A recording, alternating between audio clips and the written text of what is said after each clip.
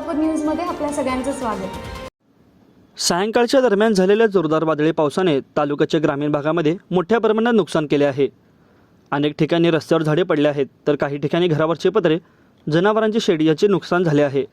गेले 2 महिने कडक उन्हामुळे अंगाची लाहीलाही झालेल्या नागरिक व जनावरांना पिण्याच्या पाण्यासाठी मोठा संघर्ष करावा लागला। हा संघर्ष सुरू असतानाच काल सायंकाळी 5:30च्या दरम्यान वादळी जोरदार वाऱ्याने हजेरी लावली।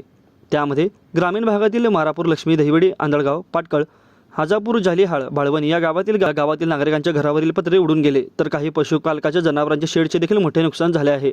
या वादळात गाराचा पाऊस पडल्याने फळ पिकाचे देखील नुकसान झाले असून ग्रामीण भागात रस्ता लगत असणारी झाडे रस्त्यावर पडल्याने वाहतूक विस्कळीत झाली, तर विजेचे खांब उडून पडल्यामुळे वीज पुरवठा खंडित झाला आहे।